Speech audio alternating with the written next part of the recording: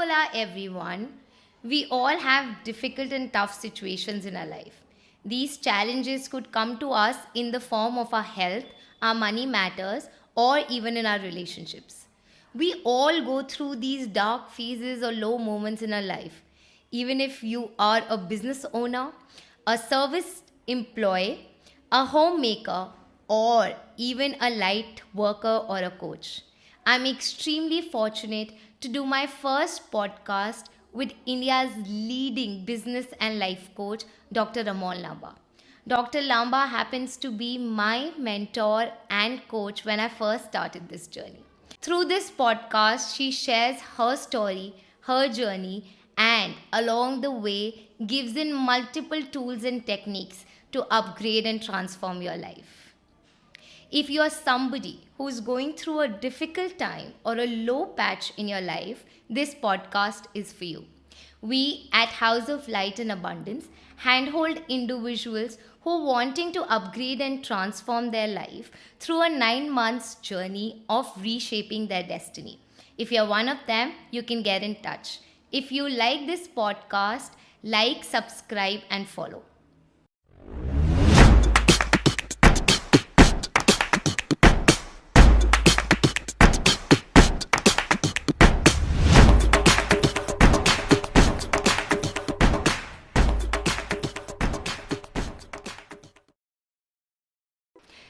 Good evening. I'm so happy that you're here with us. It's always a pleasure to speak with you, connect with you, and most of all, hear all that you have to share with your experiences and knowledge. I'm really, really grateful that you could take out the time and be here with us. Thank you so much for having me over. And for me, once again, this is like, I think the subject is so close to my heart. Being here with you is so close to my heart.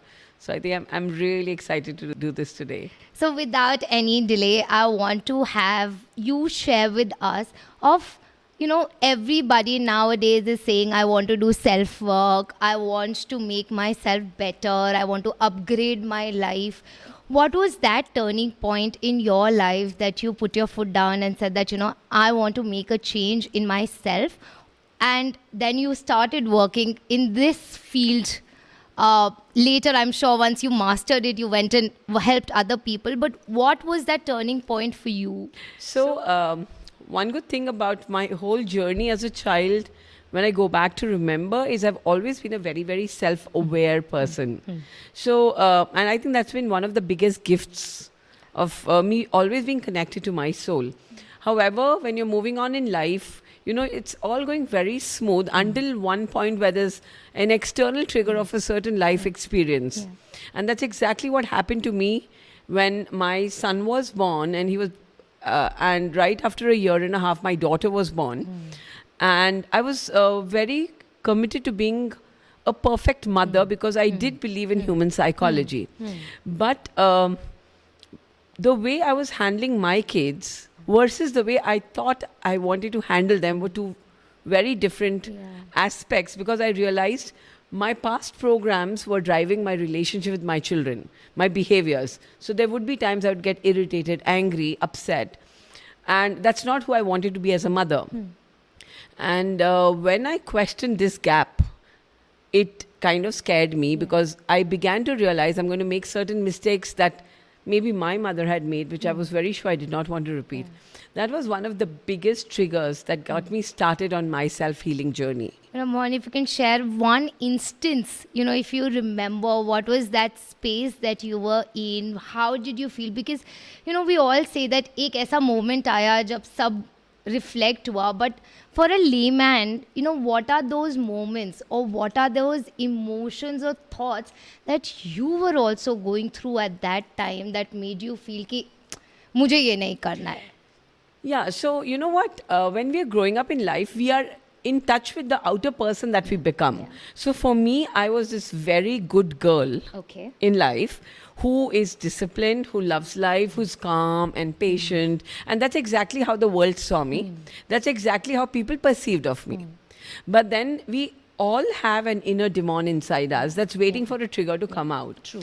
So the perception that I'm this very good person played very well with me until one day when I saw my and I was also perfectionist. Yeah. And you know, small children, they mess around and Yeah. they make noise and their things are imperfect. Yeah. And in that space of imperfection, I saw the bad side, the dark side of me coming out when I got triggered and I was angry and I slapped my child. And that was like, this is not who I recognize myself to be. But then this is the person I am, and it's driving my personality. Yeah. And it happened twice, but then on the face of it, my whole mask was I don't get angry. Yeah. I'm this calm, Yeah. zen person. So, and I realized I'm such a liar. Yeah. You know, I'm pretending to be who I'm not, but this person comes out at a vulnerable space. When this happened repeatedly twice, and my son was barely 3.5 years old, he started reacting to me in the same tone. And that was a wake-up call that I was doing something damaging and I was implanting something about me into him because I could see my reflection in that behavior of his. And that is when I said, no, this has to change and something has to be done. And the journey within started to actually go and explore those dark sides of me, to heal those wounded aspects of me.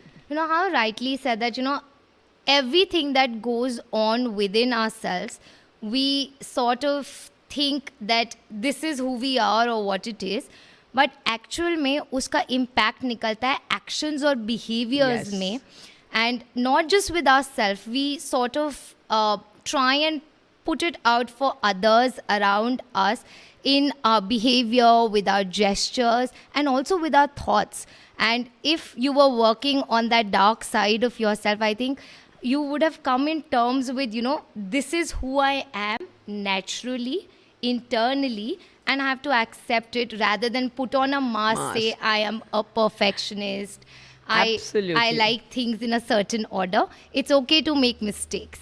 No, and also, when you're wearing this mask, it's complicated because you can see your dark side inside, you feel it. Yeah. So you don't have this great relation with yourself within, but then you pretend that it's all okay on the outside because you have to live in this world and you want to be loved and accepted and belonged by the outside world.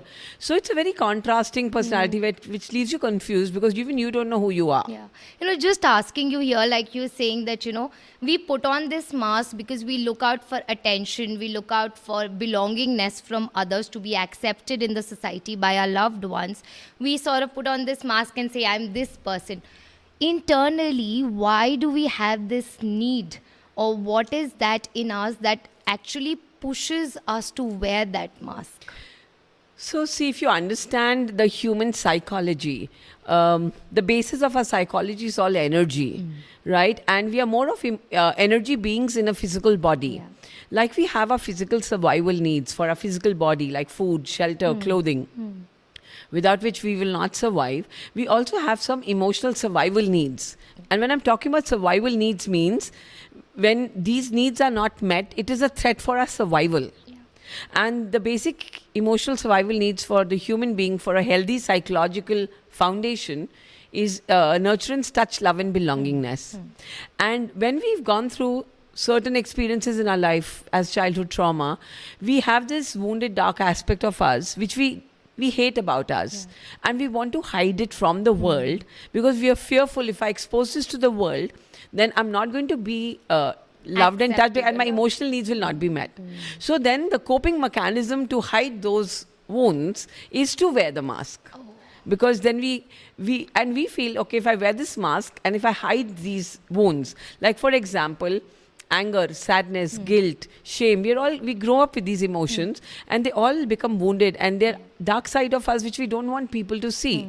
So then we would like to hide our angry self with a very cool girl mask, like our bad girl self with a good girl mask, right? Our guilty, messy self with a perfectionist. With the perfect mask. So then that becomes our persona, right? Only for the world. But then the inner side of us is driving us in the secret side of our life. So we are bad in our own space, but then we don't want the world to recognize. And we only do it because it's like oxygen, belongingness, recognition from people, acceptance from the world, society. It's like oxygen for our survival and for our emotions. So we get so hardwired to do it that we don't even know we are doing it. And then it becomes a part of our personality. And we sort of carry it forward for years Absolutely. and years. Yeah. And हम सबको पढ़ाया गया, we all been taught that basic needs is food, water, shelter. But below that, there is another level, and which is, I feel, the more important level of these needs, these emotional needs of ours: love, nurturance, touch, and belongingness. The ability for others, or for me to feel that I'm being heard, I'm being loved, I'm safe. I think that's more than for me to have clothes or for me to have Absolutely. a shelter, because this builds who I am internally, when I can then thrive outside rather than only looking at survival needs for me. Yeah, because if you understand, these are our emotional survival needs, okay? And emotions are nothing but energy. Yeah. And at the basis of it, it's our energy that's driving us. So the quality of our needs defines the quality of my energy or my vibrations or my frequency. I've read it somewhere. It says that your emotions can help you thrive, and your thoughts somewhere help you survive. Absolutely. And thoughts is what makes you do things. It is your current reality, or it is your own space when you're thinking. But how you're feeling is actually what will make you do the action. Like Absolutely. how you were It drives saying, you. it drives you. How you said in the beginning, like you were angry and it came out in your son. That's the feeling, the emotion that drove you to do something. It's a behavior and action that gave you a realization of what your Absolutely. shadow was at that time. And the transformation is needed in that area. And the funny thing about this mask is, right, we feel that people can't see the dark side of us, and we're wearing this mask and they can only see the mask. But the funny thing is, people sense that vibes in us. Yeah. So we are pretending like we're this good girl walking around, but people can see that bad aspect of you, right? They can sense it. They can, because you're vibing at Yeah. it, and they are getting the vibrations. And only you are obvious of the fact that, oh, I'm hiding myself and Yeah. I'm doing a good Yeah. job. So that's like a contradiction. So when you say sensing vibes or giving vibrations, if you could just break it down, that I've heard you say a lot many times that your vibrations are your thoughts marrying your feelings. Yeah. But for a normal person, if I say I am vibrating on happiness, how, as a life coach or as a mentor, healer, for a lot of people, do you sense their vibrations? So see, like I told you, there are always two aspects of us. The outer aspect that we show to the world, who we are not. It's that inauthentic, false self. And there's the inner being, that's the true self, the who we really are. So most of us are pretending to vibrate from the outside. But then even our inside is vibrating much more stronger. That's a subconscious mind. So when I catch people's vibrations, I don't go on the outside. I don't go on the mask. I go what's beyond the mask. And we all actually, because we are vibrational beings living in a vibrational universe, in this entire ocean of motion, which is all vibrating, and vibration speaks louder than actions and words. We sense that. So sometimes, how many times have you met a person who's trying to be like really sweet, but you have this vibration, she's so fake, Yeah. right? Where are you catching that vibe from? Because you're catching the vibe behind that sweet face. Right, and then we get confused by Whether the it's this action or person it's or- that. yeah. So, it's important that we understand that our true vibrations are coming from the within. And the game of really mastering yourself is when your outer mask and your inner vibes are aligned. Yeah. That is when people get a pure, potent vibe from you and they say, wow, this is the person I want to be with. This is the person I want to connect with. Or this is who I want to be. Authenticity. Yeah. So I'm sure there came in a point for you also wherein you had to put your, like how you were showing, you identified that there's a dark side of you. There are some things that you're putting on a mask for. What steps did you take to align your inner self with your outer self? So the journey is a long journey. It's a journey of layers, peeling. It's like you're peeling off the onions, and you start right from the top of the iceberg, and you go one layer by another layer. But I would say inner self work, the inner child work, shadow healing, using various modalities, past life regression therapy, fetal trauma healing, ancestral healing. So I've gone through all of that layer by layer by layer, and there came a point in my life when I was so self-committed and so self-aware that after some time I did not even need a mentor. It was a very intrinsic knowingness. Yeah. Because you know what, sometimes you're just born with the purpose and you know the journey, right? So all I had to do was just go within and peel the layers. And people ask me, how long is this journey for? I would like to say it's almost 30 years since I've been working on myself, and I'm still working on myself. And I think this journey is still you're alive. You It's keep never peeling the ending, layers yeah. off. So, like you're saying, it requires a lot of time. Like you said, 30 years you've been working on yourself, and still, I'm sure there's a day wherein you also get up and say, Abhi bhi thoda kaam baki hai, I need to reflect on this. I need to, we're all looking at growth for ourselves. I need to upgrade myself. I need to get better.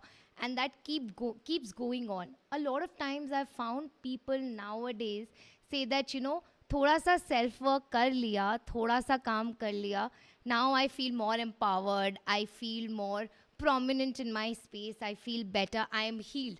And now they're out feeling that they are, but internally it's not complete. So, like you said, it's a long process.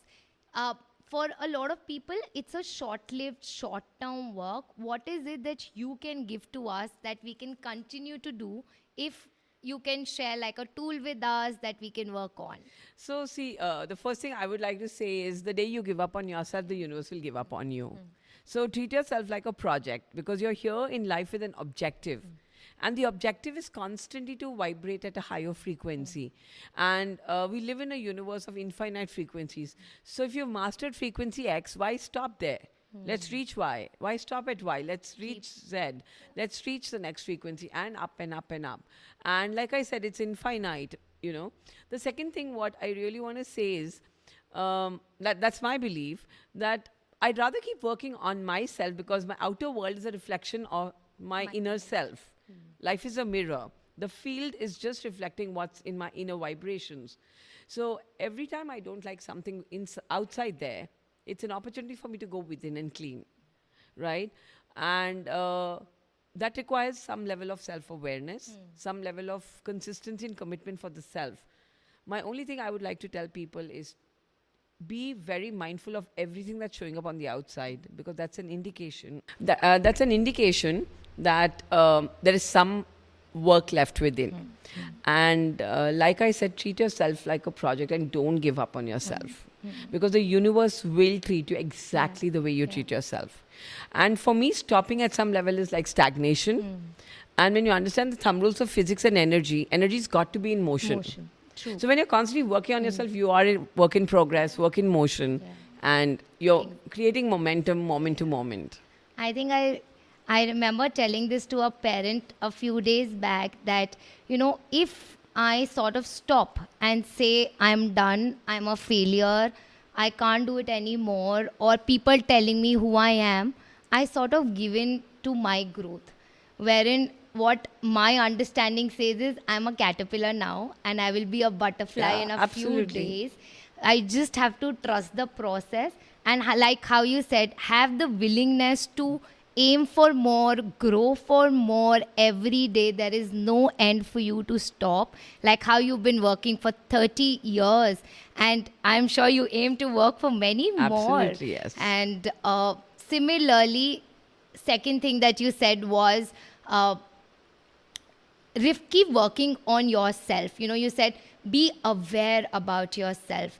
A few things that I find interesting with self-awareness is spending more time with yourself, being more conscious of my actions in terms of not giving a reaction instantly and choosing to respond. I think that gives a lot of calmness and peace. It also gives you the time to reflect on what's really happening. Absolutely. Bringing in that awareness of who you are, or what you're thinking of, or how you're feeling, or what you might do in that process. Absolutely. If you can share a few tips with us of how to be more aligned with self in terms of exploring about yourself or being self-aware, like how you said.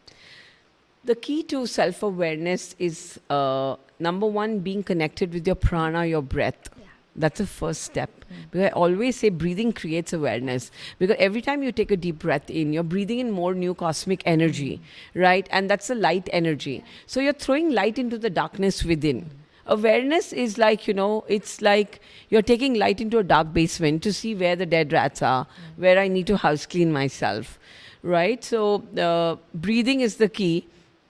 Mantra chanting is, again, another very, very, very consistent way of keeping awareness, because any mantra that you chant, let's say you take in Om mantra and Om chanting, it's got a very high resonant frequency. In the moment you chant Om, your body gets entrained to that Om frequency and awareness shows up and you start seeing light in the darkness within.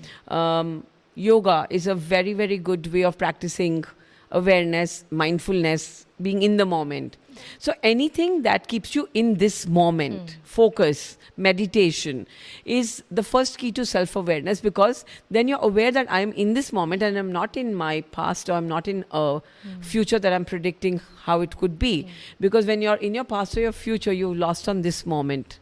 And life is happening in the now. Moment, Your patterns, your vibrations are in the now. Right here. Right. And most of us are so caught up in our past or our future that we are missing out on The who present. we are now in the moment. So these are the little basic keys of really, really starting a journey with self-awareness. Meditation is the key. Chanting, yoga, breathing, humming. Yeah. All of these things that you're saying, I'm drawing a connection with what you said earlier, that, energy is anything that is in motion. The moment you put your body or yourself, whether it's your thoughts, your physical body with yoga, with breathing, and if you do meditation, it's provoking and putting your thoughts into a motion and how you're feeling. You come into awareness. You come into awareness. Absolutely. The moment you put everything alive and you start turning it around, you start to clear things out. You see the dead rats, as you said.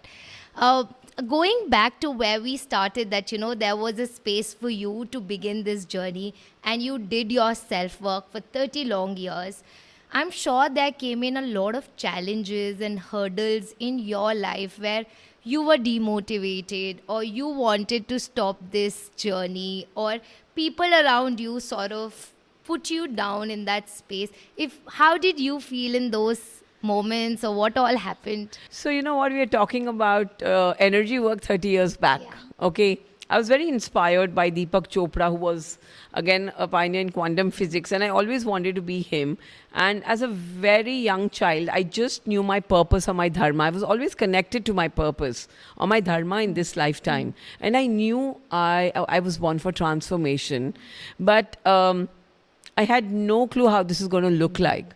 So, and when you're born for a purpose, things start showing up in your life. So energy work, energy healing showed up in my life 30 years back. But, people never understood the science behind this. So there would be times when it was perceived like me doing black magic. And they would wonder what she does. I was teaching Reiki at that time.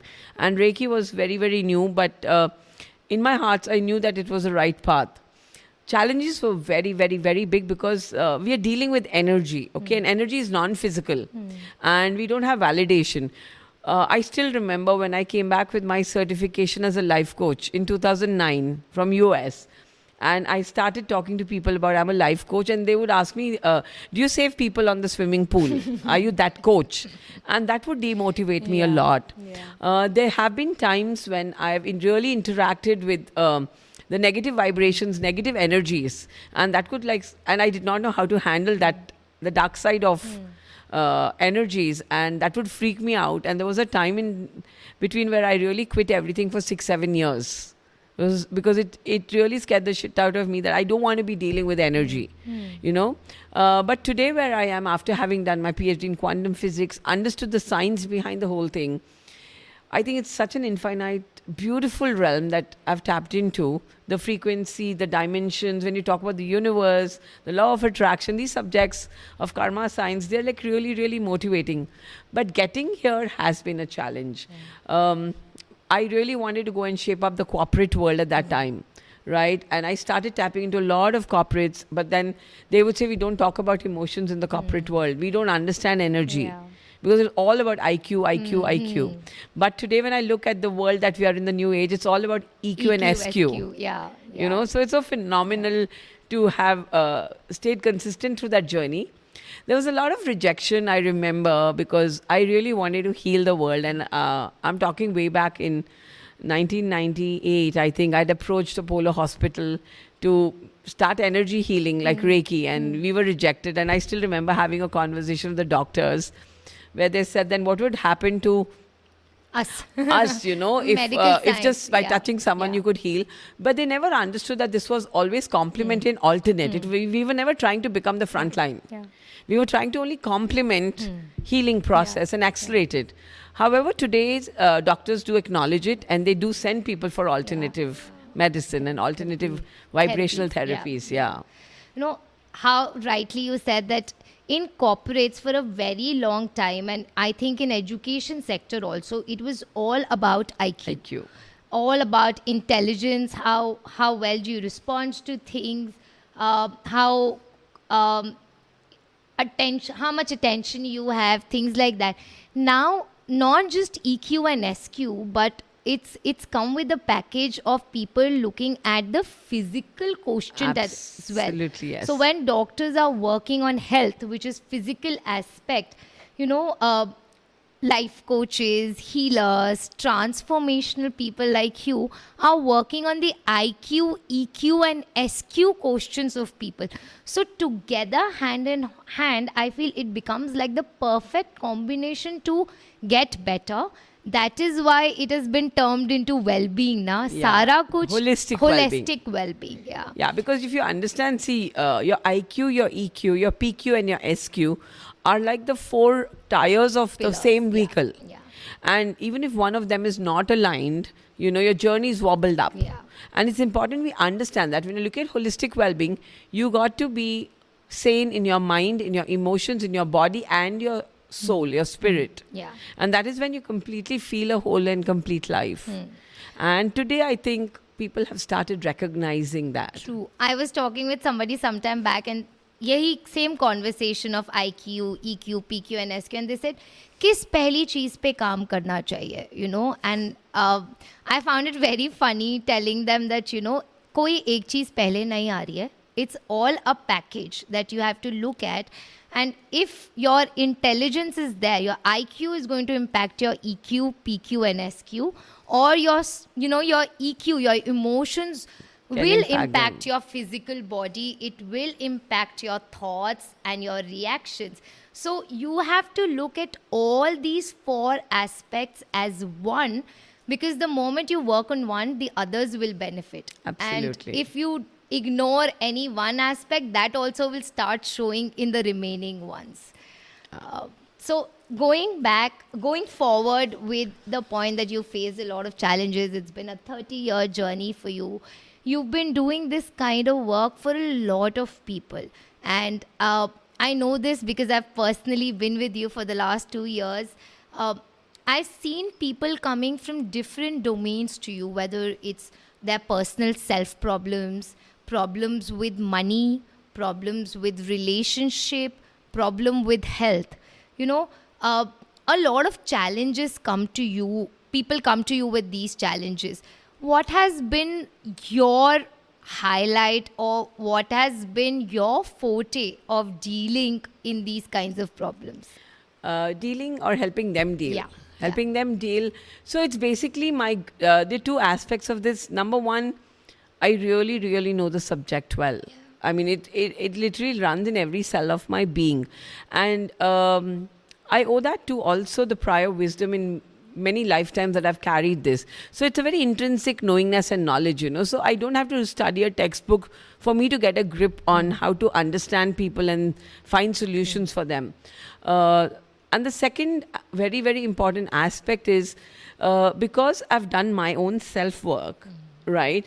Everything in the universe is a mirror. So when they are sitting right there in front of me, they are projecting their self unknowingly on me, and I can actually see what they're going through, and that gives me my grip to find solutions for them. And that's a very, very internal muscle that I've built over the years. Like, I'm literally like an energy scanner. I was sitting with someone yesterday, She's like a very young 23-year-old girl. And she's just sharing with me, listen, bits and pieces. I'm telling her, this is what happened to you, this is what happened to you, this is how you feel, this is how you... She's like, how do you know all of that? Right? So that's exactly what I've mastered. The strength where when you're sitting right in front of me, I scan the energy part of you. And that's when I find solutions based on that. And, I feel knowledge that you've gained with your doing of courses, with investing in yourself is there. But the self-work that you have put in or have done for over these years has also given you the edge over a lot of other people because of that experience, that coming in one-on-one contact with different situations with your clients, within your life only.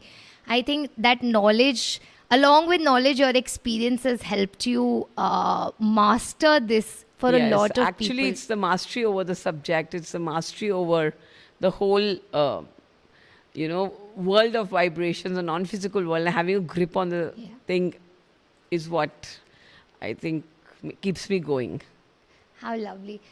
So I just remember that you were mentioning here that you knew from before that you have come here on this planet to do this work as a light worker, as a healer, and you have seen it in your past life. If you could just put in a little light on that for us.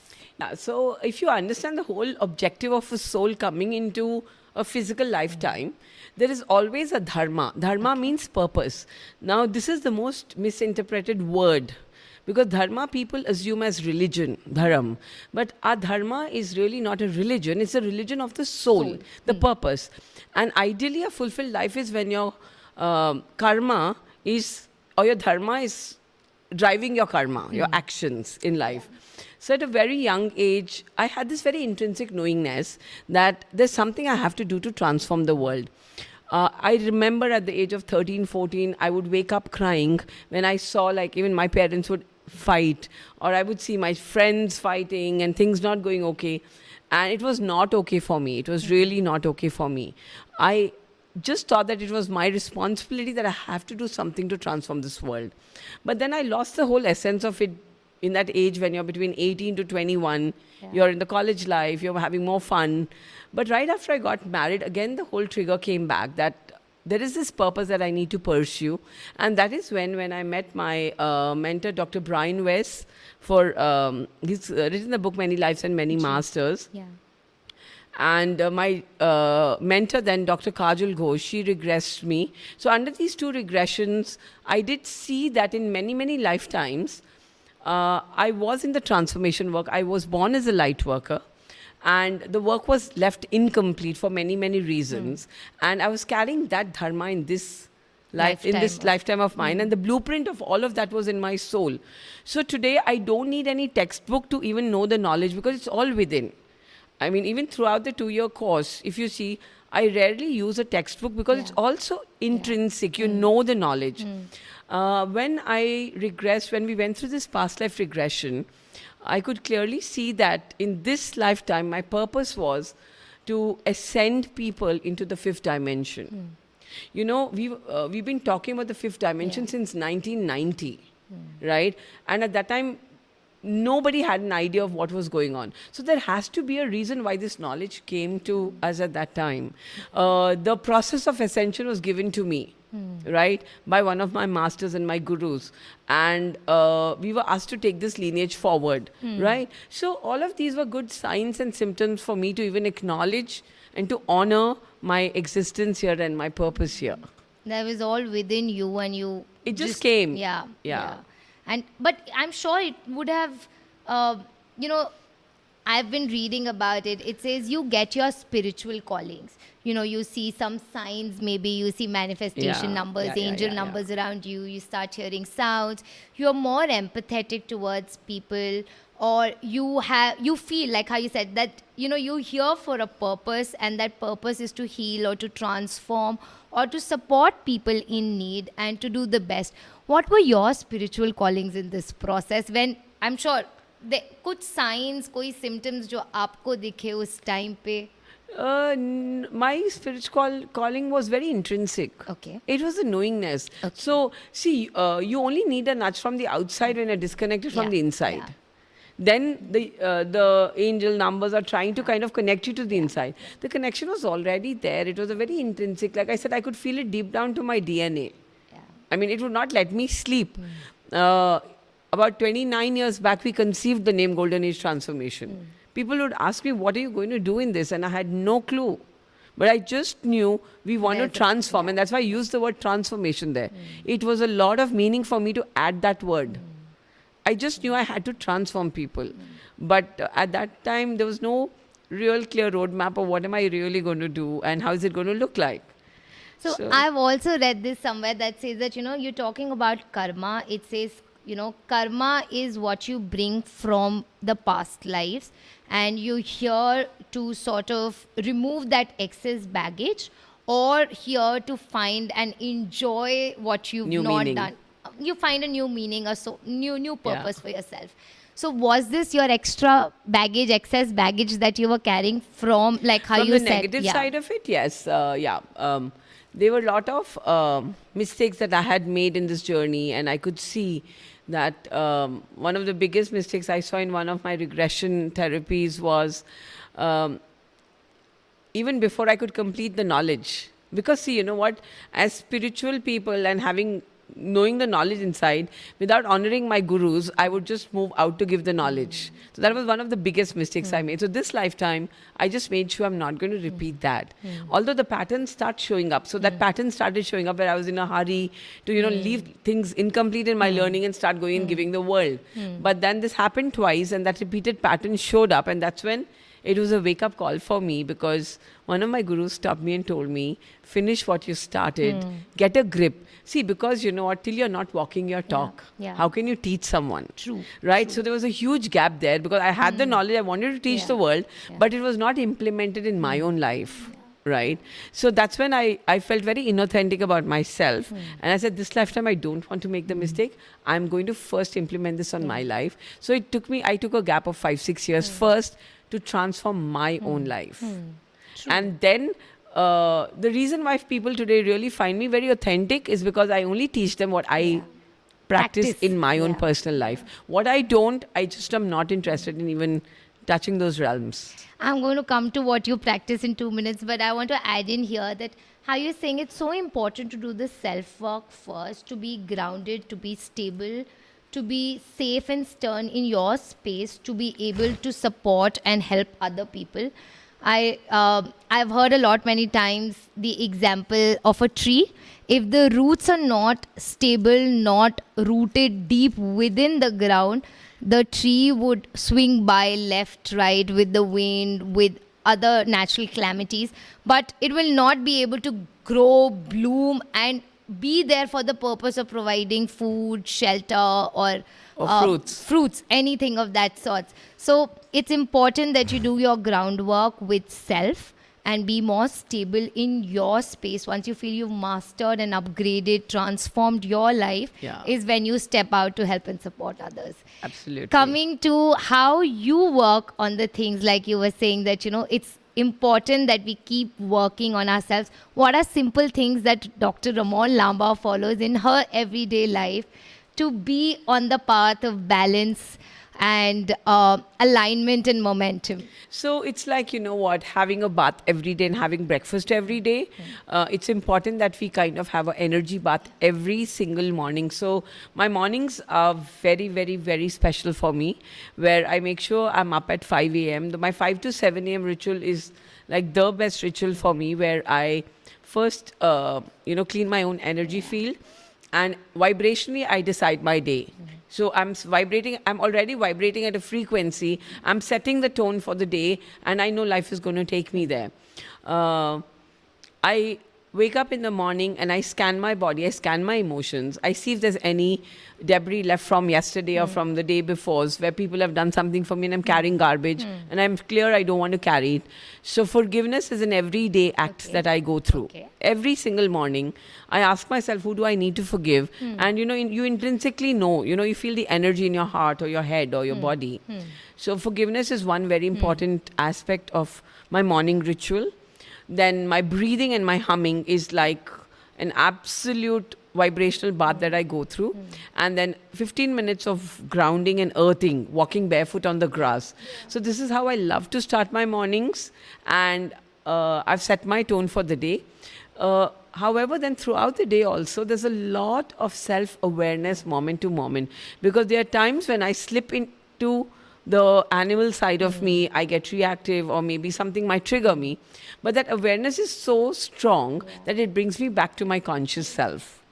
So holding myself consciously 24/7 is what I really keep my focus on, because energy goes where focus flows. Yeah. So my focus is on my awareness and my consciousness, where, see, it's like I'm getting better and better every day. But my goal is to see divinity in all of existence. There are times when I achieve it 24/7. There are times when I don't achieve it, and that's also okay. You have to make peace with it. Yeah. I have my rituals, and in that you include your energy and vibration bath. You include your body processing, understanding what your body is giving you, the signs and symptoms of it, and then working on forgiveness for if you're holding something for somebody, or if even somebody is holding, you sort of let go of those dense energies in yourself. आपने एक बात बोली अभी कि जब awareness, we also get our animal instinct. You also get your animal instinct through the day. There are moments where you're also reactive and you don't choose to respond and don't work on the rest and digest mode.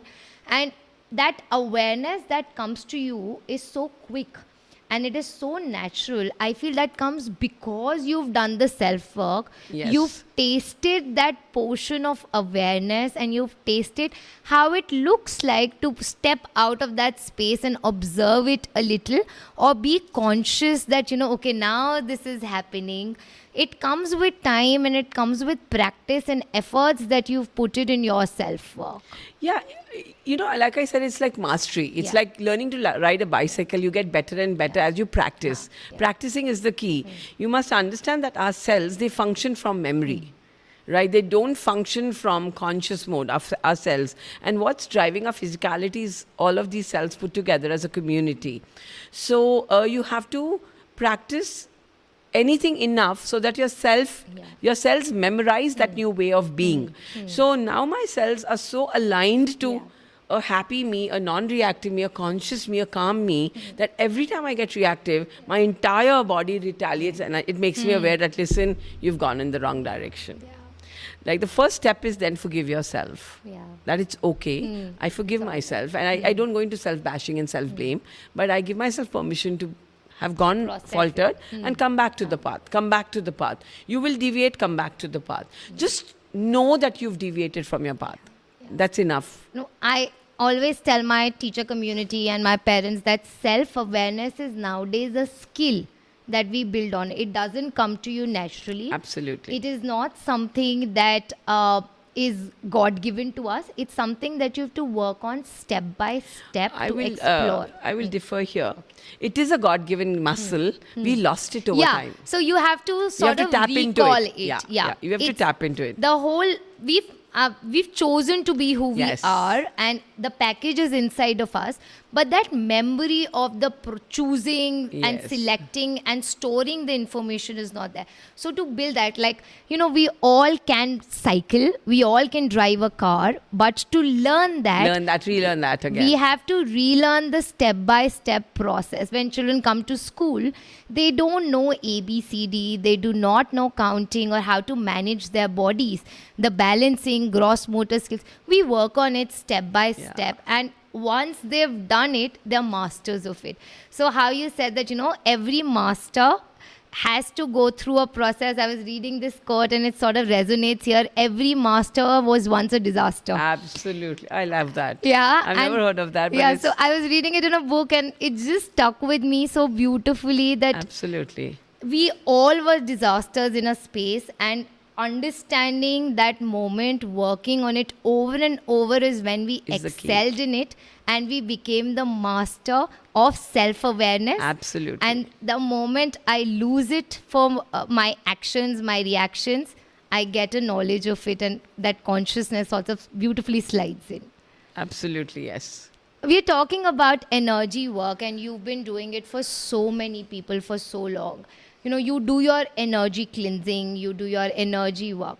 But how do you shield yourself? How do you protect yourself in a space where everything around is too overwhelming? There are times where, a lot of difficult challenges, difficult cases come to you. Like you said, a lot of times people sort of project their problems on the external world also. So how do you deal with these negative? So even about, say, about 6, 7 years back, I think I needed that protection because my foundation of a higher frequency was very, very low and weak. But today where I am, I don't think I need the protection because the moment the darkness comes into light, the darkness goes away. So when you're holding a strong light, then you don't need protection. And this is the good thing about light, being in light and light work, is it's like, imagine it's a dark basement. The moment you bring in light, the darkness disappears. So the whole goal is not to protect myself, but the goal is to be the light all the time, 24/7, number one. Number two, when you understand energy, okay, energy, a higher frequency of energy can instantly transmute and enter in any other frequency in its own space. So when you're vibrating with a conscious choice, right, 24/7, and you're aware, right, unconsciousness cannot suck you down. So see, between consciousness and unconsciousness, unconscious is dark, conscious is light. Obviously, unconscious always transmutes into the light. So when you're coming from that understanding and knowingness, then you don't need protection. And then the fun thing about them projecting their stuff on you is, if it's triggering you, it's inside you. Because if you spot it, you got it. If it's not triggering you, then you only feel love and compassion, and you start pouring more light into them, and they transmute and they awaken. So it's a very collective journey, and we're all in this together. We're all connected, we're all one. And when they transform, a part of my soul uplifts. So you're saying, you have to just light that energy in yourself. You have to bring that light into you. Just be that light. Be that light. So how does one work on light? One is breathing in, taking in all the prana, like how you said. You said there are some energy baths to cleanse. You also mentioned doing self-work. Humming gives you that light in you. What else can one do to bring in that light? So one thing we must understand is, and this is a very big gap in understanding, we are the light. Okay, the darkness came within us. So the only thing what we have to do is remove the density and the darkness. And that is where the self-work comes into play. The moment I breathe in, consciously I'm breathing in light. We are all light beings. We are not dark beings. Our cells are made up of so much light. Like literally that there's enough light in a cell or enough energy in a cell that it can light up a whole city. Right? Now we've embodied so much of light, but that light has somewhere been accumulated and hidden under the darkness. So we just have to peel just the layers peel the darkness off, and there is the light. You are that light. You don't have to be anybody else. In fact, the self-work journey is about peeling off everything that you are not and becoming everything that you are. Authentically, deep root, at the deep-rooted level. And that light is that divine in you. So there's a treasure in each one of us that's been hidden with these heavy, dense, dark rocks. Just have to go put in the effort. And get those rocks out. And just take the and box. The light unfolds. It is so effortless. It is so effortless. All you have to do is peel off the darkness, peel off the darkness. Every time you peel off one layer of darkness, some light shows up. You peel off another layer, another light shows up. And you keep embodying that light. If we can just talk for a normal audience, what is this darkness? We've been talking about there's a light side, there's a dark side. What is this darkness that we are storing in our body, in our beings? So anything that's unforgiven from the past, stuck anger, stuck sadness, stuck trauma, guilt, shame, all of these negative emotions, they have a darker density and they get trapped in the empty space between our atoms and molecules. This empty space is actually designed for light to flow in. Right? Now, when darkness gets stuck there, like imagine you have trapped anger, something that happened even 2 days ago, and you're not willing to forgive someone who did something wrong to you. You have no idea. You're actually The episode is over. It can't be undone. We cannot go and recreate it. But you holding on to that anger, that blame, right, is actually holding on to a block of darkness in your energy field, in your body. That adds on to the density in your body. As you move forward, it gets stagnated. Right? Sometimes we are programmed for guilt and shame. Like I told you, every morning when I wake up, I forgive. And one of the only persons that shows up almost every day in my world to forgive is my own self. Right? Sometimes we're just angry with ourselves. We're guilty about ourselves. We are shameful about who we are. We are disowning parts of us. So all of this leads to a lot of density and darkness within us. And then you know what? It's funny because we don't want to own up to this darkness. We have to wear this mask and then walk into the world pretending it's all okay. And then somebody gives one trigger and all of that darkness pops out as an explosion or a trigger. So this is the darkness I talk about, making peace within. You know, and when we can actually look at the whole world as there's a divine in everyone, and no matter what they're doing, right, we got to see them and forgive them for what they're doing because they don't know better. So that's the dark side of us that we hold on to, the grudges, the resentment, the guilt. Bad traumas, experiences, hurts that we've been through. We sort of store them in our... And they're repeating in our memory like a tape recorder, right? And they're showing up as negative thoughts and feelings. And what we are not owning up to is this is the story of my life and I signed up and subscribed to this. I chose this story. So no matter what showed up in my life, I mean, it's my role and responsibility to honor it, love it, heal it, and move into the light. So these dark sides of us, these stones, heavy, dark, dense places that we've kept in us, that we have solidified in ourselves, when did this actually start getting stuck in our bodies, in our systems, in our minds, in our patterns? Where did it when you understand the human soul, we are dual in nature. That means we are both the light and the dark. So having a dark side is not wrong.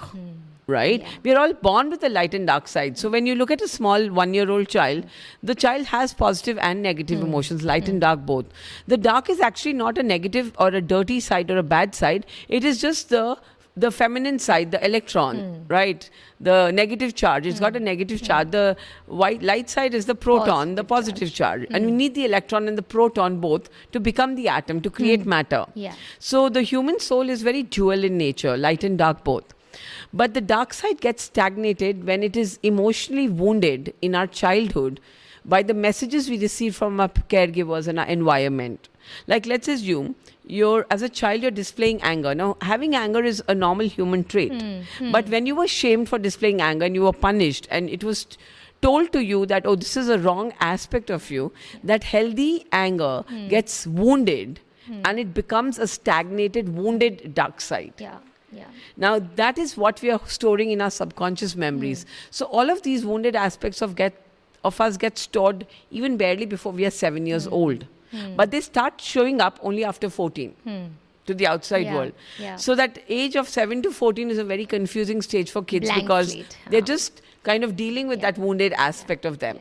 Emotionally wounded side. Absorbing everything that is coming to them and just storing within. And that becomes our wounded shadow. And then after we are 21, we are wounded enough to go and wound the world. And we get this out in our relationships. It shows up as anger. It shows up as jealousy, as rage, as hatred, as sadness. And either we are then wounding ourselves or we're wounding our relationships. You know, you said that initially we have an emotional need that is, if not fulfilled, then brings in those hurt and traumas for us, and we sort of store them in our body. If the four needs, emotional needs of touch, love, belongingness and nurturance is not given, we sort of hold on to it. And when we also don't know how to regulate the emotions in our lives, whether it is anger, sadness, shame, guilt, fear, when we don't know how to process it, how to accept it in a neutral way rather than looking at the positive or negative of it, and coming from a no story space, accepting it just the way it is or processing it, it is when we sort of see the light side and we sort of start working on processing our emotions, having a grip on our life. The moment we're unable to do that, the moment we control our emotions or sort of let our emotions drive our life, I think the boat sort of sinks there. Absolutely. And it's very important to normalize the dark side. Yeah. Acknowledge that it's okay that we all have a dark side. Now, the game of life is that from duality, I'm going to come to neutrality and get into singularity. Okay. Right? But the journey starts from duality. But that is where people get lost because they don't want to acknowledge that we have a dark side. Because we were told as babies that this is a side of us that will not be accepted. So the message we got was, if I show my dark side, I will not be loved and belonged. I will be rejected. So Yeah. I'd rather hide it. And even if it's a wounded one, it goes deep down into unconscious and subconscious memories. Now, the sad part of our subconscious mind is every memory stored there then gets into an auto program mode, and it is using us. Yeah. And it is driving our reality, and we're not even aware of it. So what we were not given, which was supposed to be our driving force, our emotional needs, with its scarcity, what we have now becomes the driving force Yeah, of our absolutely. life. Yeah. And 0 to 7 years, as you said, is the most important Programmable years. yeah, Absolutely. of an yes. individual's life, where all the foundations are set, and it starts reflecting in your life post 21 years, Yeah. where all that you've stored in starts reflecting in all domains of your life, whether it's your health, relationship, yourself, your money matters. Absolutely. And then that's the time when you start reflecting and realizing, acha, itna kachra hai that is Yes. sort of coming into my life. Absolutely. With that, 0 to 7 is the space where most of us are unaware about what really is happening, and we are working with our caregivers. And if our caregivers, our parents, our guardians are coming from a wounded space, a space of hurt, they are sort of passing it on to us, and then we carry it. That 0 to 7, like you said, is a blank stage. Sab usme foundation bante ja rahe hain. Agar parents coming from a space of hurt or themselves not being complete, you sort of transfer that to your children. Yes. What advice or what ways do you expect from the parents? What can they do nowadays to provide a holistic environment for our children, a safe space back at home while parenting? See, this first advice for me is, before you become parents, please do your self-work and heal your emotional wounds. Even understand that you were traumatized and you're carrying certain emotional wounds, no matter how good parents we had. And this whole conversation is not about blaming parents. It's about recognizing that something traumatic happened to you, right? So the first step is, even before you have children, first heal your wounds so that you could give the best version of yourself to your children. And just in case you already have children, become self-aware and still do your self-work, so that no matter how old your kids are, when they become you, they're picking up everything from you. Yeah. So your self-work is the most important aspect, especially when parents come to me bringing these 14, 15, 16-year-olds. I tell them, I don't need your kids, I need you. I take them into the room, and when I sort them out, they sort their kids out Back at home. Yeah. back at home. So it's about they doing their self-work and being committed to their own growth and journey and Okay, healing. then an airplane may that you have to wear your breathing mask first. You have to look at your safety first rather than helping others Yeah. out. The moment you are right, you are in the space of safety and security, you can help others. Absolutely. then. And if you just be the change, you reflect it on your environment, and children reflect that back to you.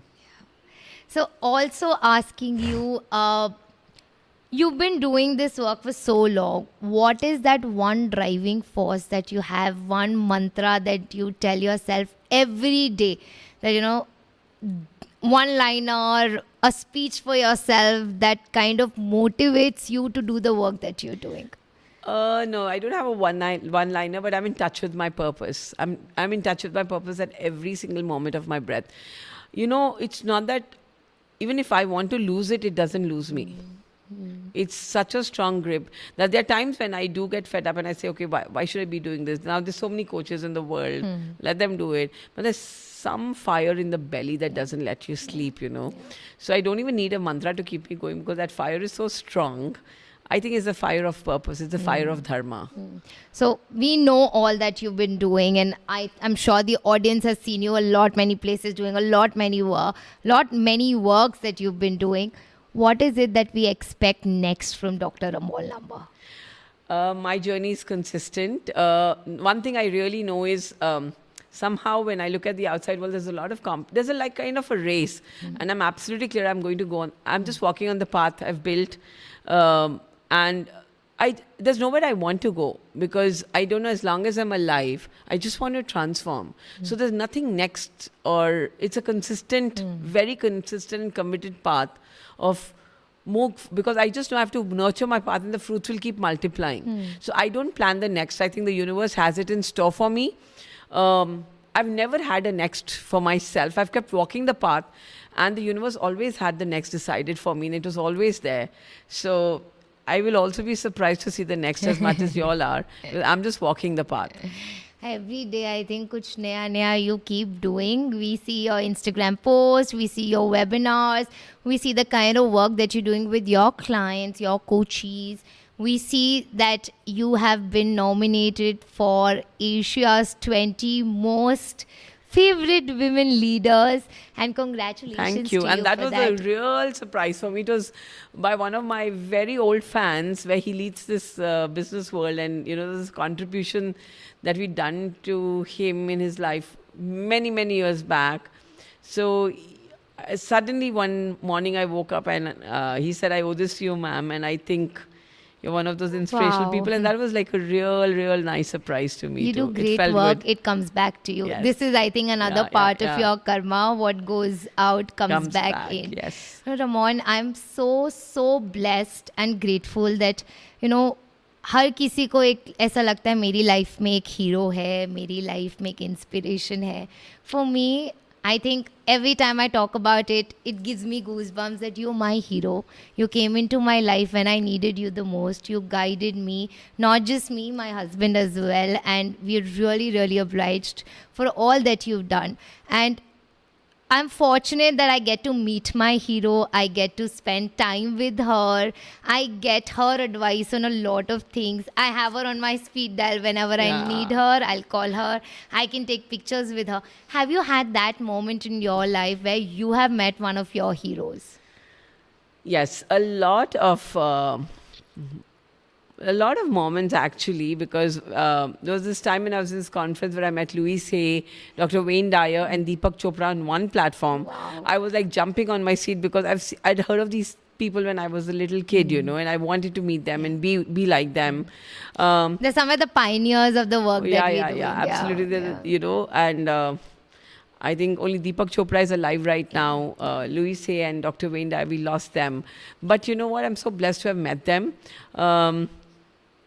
I think life has been very friendly, but being there, having a mentor 24/7 was something that I missed, and maybe that's the space I provide to people like who coach under me, because sometimes I feel living life, no matter how much you know, you just feel lost, and you need someone to handhold just you. one call, and I decided I wanted to be that one person for all of those people who coached with me. And at this point, I just want to share one thing. You asked me what's next. I really don't know what's next, but somehow I'm really sure about having created a lot of torchbearers, and one of them is right here in front of me. And for me, it's really special to know that you have those little children nurturing under you who are going to be the future of the country. And if they get this knowledge at this age, I think half of our work is done. The transformation work is done.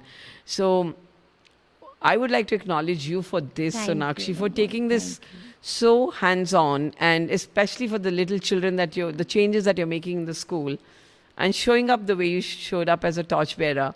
So I don't have to worry of what's next, because I know my torchbearers are leading the path. We always want you to inspire us, to guide us. I think जो हमने अब 30 years में आके किया, I don't want the future generation to do it at the age of 30.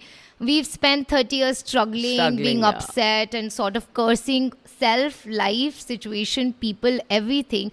I want them to enjoy it to the fullest. And if that empowerment is required now, we have taken that guidance from you, and now we are sort of spreading the light that, we've instilled in ourselves with your support and help.